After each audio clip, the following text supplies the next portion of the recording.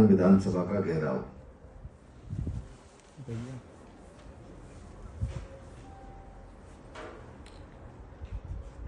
हमारे सामने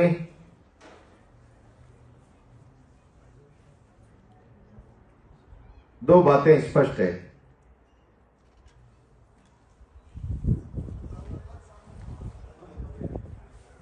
सब लोग चाहते हैं नरेश की अविलंब रिहाई हो।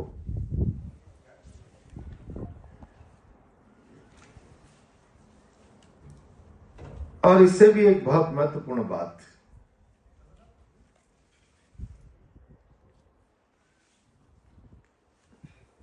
जिसको मैंने हर बार कहने का प्रयास किया है, हर बार, और जहां मौका लगा मैंने इसको जोर से रखने का प्रयास किया है।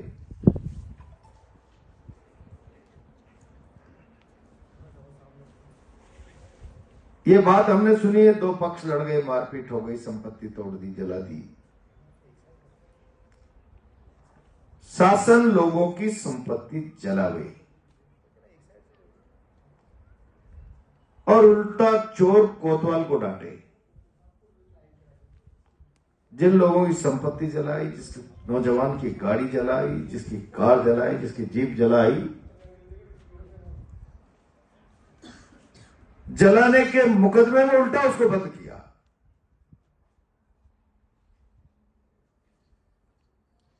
मुझे तकलीफ है, राजस्थान भर के राजनीतिक लोग इस बात को, इस पक्ष को क्यों नहीं समझ पा रहे हैं।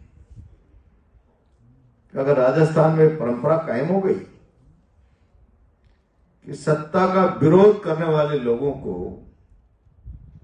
न केवल उठाकर जेल में डाला जाएगा,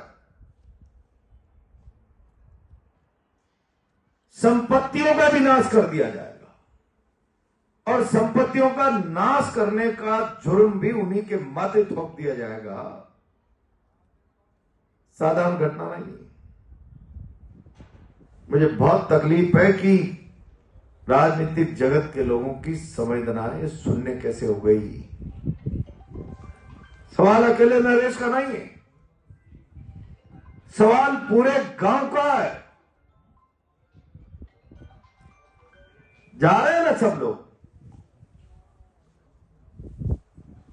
मैं भी गया हूं।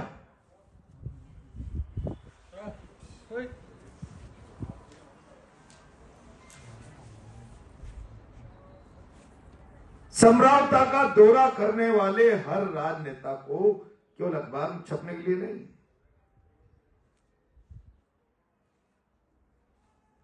हर राजनेता को वहां की माताएं, वहां की बहनें, वहां के बुजुर्ग, वहां का छोटा बच्चा इस कहानी को सुनाता है। एक माई कहती, मैं घर में सो रही थी, यहां अंदर घुस गए, तोड़फोड़ करके मेरे बेटे उठा के लेके घर के बाहर कहां जाएंगे। आप इस बात को समझने का प्रयास करें, राजस्थान के लोगों को यह समझाने का प्रयास करें। भजनलाल की सरकार की पुलिस इतनी निरंकुश, इतनी तानाशाह और इतनी अत्याचारी हो गई,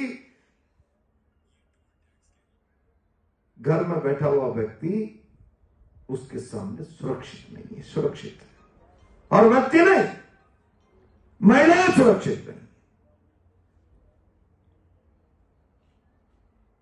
किरोड़लाल जी आए थे, संभागीय आयुक्त से जांच कराएंगे, और तब गांव ने भी विरोध किया और मैंने भी विरोध किया। एक कलेक्टर के खिलाफ, एक एसपी के खिलाफ, उनके दमनकारी कृत्य के खिलाफ, उनने जो अत्याचार जुर्म किया है उसके खिलाफ उसी कैडर का एक अधिकारी क्या उन्हें गुनाहगार साबित कर देगा। और इसीलिए हमारी पहले दिन से मांग है, पहले दिन से, समरावता के सारे प्रकरण की राजस्थान हाई कोर्ट के सिटिंग जज से न्यायिक जांच कराए। और जब हाई कोर्ट का सिटिंग जज न्यायिक जांच करेगा ना, भैया बात नहीं करे ना, बस जब न्यायिक जांच करेगा तो दूध का दूध, पानी का पानी, जो जो संपत्तियां जलाने और तोड़ने के जुर्म में 60 लोगों को जेल में डाला, वो मुकदमा पहले दिन खारिज होगा, पहले दिन। और वो मुकदमे में गुनाहगार बनेंगे राजस्थान पुलिस के लोग, भजनलाल की सरकार के अधिकारी। सुनना नहीं चाहती सरकार। अधिकारियों को पता है, शासन प्रशासन को पता है कि अगर समरावता की न्यायिक जांच की मांग पूरी कर दी गई और पारदर्शी तरीके से जांच हो गई, तो सरकार के बड़े बड़े अधिकारियों को, जहां 60 बच्चे जेल में गए हैं, उसकी जगह भजनलाल के प्रशासन के अधिकारियों को जेल में जाना पड़ेगा, जेल में। अब आप कहने को तो क्रांतिकारी भाई, क्रांतिकारी भाई, क्रांतिकारी इस जुल्म के खिलाफ धधक जाता है, धधक। मैंने नहीं कहा अभी, आप ही लोग आपस में बात कर रहे थे, इस सुस्ती से काम नहीं चलेगा। जहां क्रांतिकारियों की सभा होती है ना,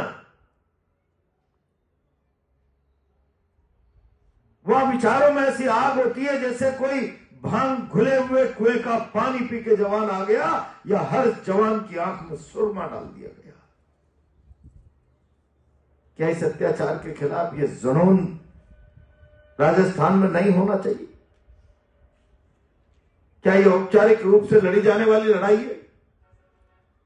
और अगर समरावता की लड़ाई में हार गए तो राजस्थान का प्रशासन इतना निरंकुश और हत्याचारी हो जाएगा, हमने जो कर लिया सही है, हमने बहन बेटियों की इज्जत सड़क पर घसीट कर मारा, हमने लोगों की संपत्ति को जला दिया, इंक्वायरी के नाम पर हमारे खिलाफ कुछ नहीं, जीरो।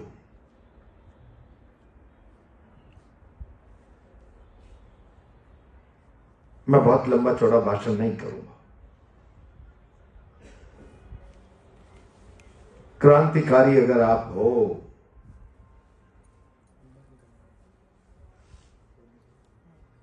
तो क्रांति का मतलब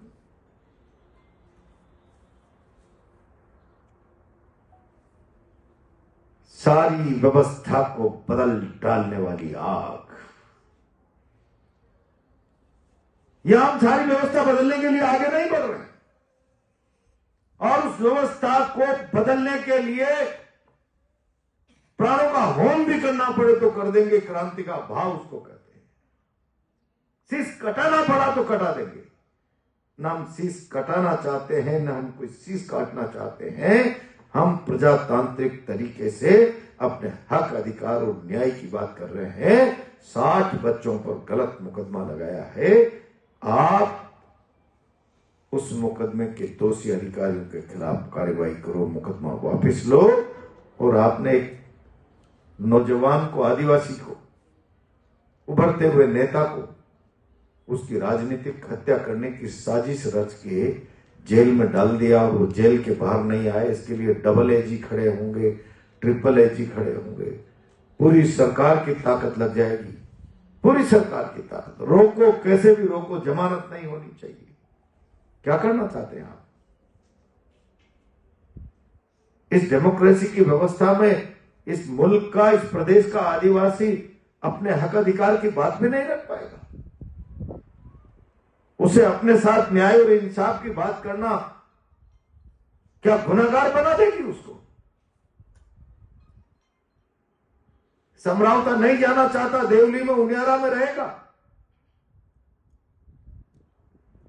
क्या ये अपने हक की बात करना गुनाह हो गया समरावता के लिए? क्या उस समरावता की इंसाफ की लड़ाई में जाकर उनका पक्ष रखना नरेश का गुनाह हो गया? न ये नरेश का गुनाह है, न समरावता का गुनाह है। गुनाह सरकार का है, तानाशाही सरकार की है। सरकार के विरोध में उठने वाली आवाजों को कुचल दो, चाहे लाठी चलाओ, चाहे गोली चलाओ, चाहे आंसू गैस चलाओ।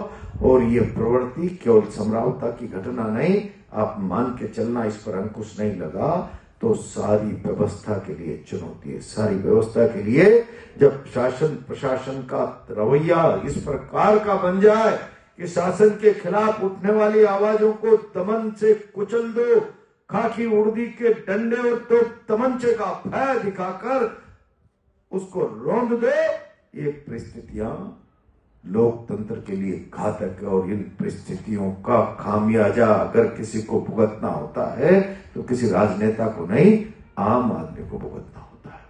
और इसी लड़ाई आम आदमी के अधिकार की लड़ाई है, कोरा सम्राटता और नरेश का विषय नहीं है। ये आम आदमी के हक अधिकारों को सुरक्षित रखने की लड़ाई है। एक व्यक्ति के साथ भी नाइंसाफी करने का अधिकार राजस्थान की सरकार को, भजन लाल की सरकार को, टॉप के एसपी, कलेक्टर को, पूरी प्रशासन की व्यवस्था को किसने दे दिया ये अधिकार? और उन्होंने बिना किसी अधिकार के ये जुल्म कर दिया, अत्याचार कर दिया। तो मैं हर बार कहता हूं, क्या ये आपराधिक कृत्य नहीं है? भजन लाल जी, आप विधानसभा चल रही है, खड़े होकर कह दो मेरी पुलिस ने जो गाड़ी जलाई है, मेरी पुलिस ने जो अपराध किया है, मेरी पुलिस ने आंसू गैस के गोले चलाकर लोगों की संपत्ति तबाह कर दी, समरावता में घसीट घसीट कर माता बहनों को, बच्चों को मारा है, तांडव मचा दिया। हाँ, मेरे राज्य में ये तांडव, ये उपद्रव पुलिस का अपराध की श्रेणी में नहीं आता। पता नहीं कोई आईपीसी, सीआरपीसी एविडेंस एक्ट को मोदी जी शाह ने बदला है, उसमें ऐसा क्लोज डाल दिया कि जहां भाजपा की सरकारें होंगी, क्या पढ़ा है क्या आपने? कैसा क्लोज डाल दिया है? जहां भाजपा की सरकारें होंगी उनके खिलाफ कोई आवाज उठाएगा तो दिल्ली तो ईडी ला देगी, सीबीआई ला देगी, न जाने क्या क्या ला देगी। और प्रशासन प्रदेश में अगर कोई बोलेगा तो डंडे से, तमंचे से, गुंडागर्दी से, बाहुबल से उसके मुंह को बंद कर देगा, जेल में डाल देगा, सीट चौक के अंदर। ठीक है क्या भैया? इस व्यवस्था के खिलाफ, इस अराजक व्यवस्था के खिलाफ क्रांतिकारी कहने से, परिभाषित अपने आप को करवा लेने से नहीं, भावों से, जुनून से ऐसा लगना चाहिए 25 तारीख को जैसे कोई उन्माद था न्याय और इंसाफ की मांग के लिए। हर गांव के कुएं में वही सुर जा रही थी, जहां न्याय और इंसाफ की आग लोगों के दिल में धड़क रही थी, वही आग। और उस पानी में नशा था जिसने आंख में सुरमुखमे की तरह लालिमा ला दी, चेहरे पे गुस्से के साथ साथ, जुनून के साथ। क्या लड़ाई? अगर इस तरीके से सुस्तीवाड़े में रहोगे तो बात गड़बड़ है, बात खत्म हो जाएगी। बात अकेले नरेश की नहीं, नरेश को तो ये राजनीतिक अस्तित्व तो मिटाना चाहते हैं। हम लड़ेंगे आर पार, सड़क पर भी लड़ी रहे, न्यायालय में भी लड़ेंगे, लेकिन क्या ये आम आदमी के साथ इंसाफ की बात नहीं? क्या यह सरकार का जुल्मी चेहरा बेनकाब करके भविष्य में इस प्रकार की कोई हिम्मत न जुटा पावे, उसके लिए लड़ाई नहीं? एक नहीं। और इसीलिए मैं इतना ही कहूंगा, अब बंद कर दो रिकॉर्डिंग, इतना ही कहूंगा